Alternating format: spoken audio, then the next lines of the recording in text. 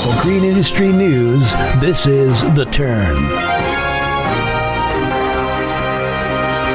Live from the Turfs Up Radio studios in Louisville, Kentucky, with coverage across the country and across the street, also across the room. Good morning and welcome to Turfs Up Radio's news here. I'm your host, Darren Gruner. I'd like to introduce you to some news that I am coming across my desk on a regular basis. A lot of interesting things that are happening across the globe. People are having problems with snakes. The popular landscape plant snakes love to hide in is something that I want to talk to you about. We always have issues with deer and all kinds of crazy stuff, but this is one. Snakes love to hide in taller grasses where they can wait and stalk their prey and hide from birds who may be hunting them. Most often, backyard lawns don't get tall enough to actually create enough visual protection like this, which is why you may find them hiding in holes or under logs instead of your lawn. However, if you have ornamental grasses, especially pampas grass, that's right, I use a lot of pampas grass in my career, you've got the ideal hiding place. Even though this type of ornamental grass has gained popularity in its beautiful, showy display,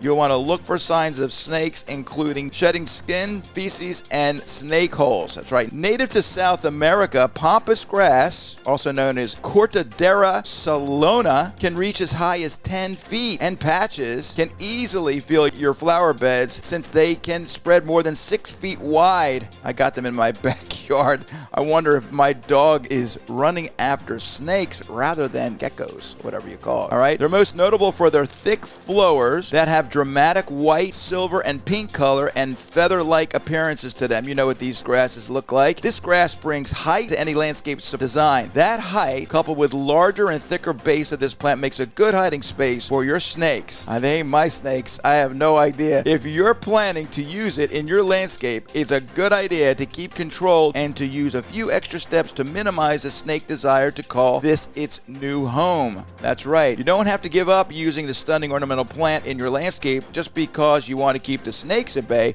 but you do need to know how to care for your pampas grass as well. Start with a good pruning and cleaning out during the fall months. Pampas grass grows quickly and typically doesn't need a lot of care during the growing season. However, when the foliage begins to dry during the fall months, it's time to cut it back, leaving no more than 8 inches of the plant fronds. Now, a lot of people think you can't cut these all the way back. Cut them to these things are resilient. You can actually cut them up and chop once they get big. Say they get about 3 feet wide. You got 30 plants. You can spread them all over the world if you wanted to. Bringing them back that far may seem a little bit dramatic, but it will help them grow back in the spring. While pruning, take it one step further and clean out all the dead organic material that at the base of the plant. That may be those feces or those scales that these snakes leave behind. Do that for your clients. This is an ideal time to do significant chop since the plant is entering into its dormant period. Don't make the mistakes of burning the stubs, though. That's right, this will create a matted material under the plant that will encourage snakes to hide. It's also a good idea to remove any clumps or sprouts that have popped up outside of the main area. This is how the plant spreads, but keeping it more controlled minimizes the snake-like habit. For Turfs Up Radio News, I am Darren Gruner. Stay green and keep your hands dirty.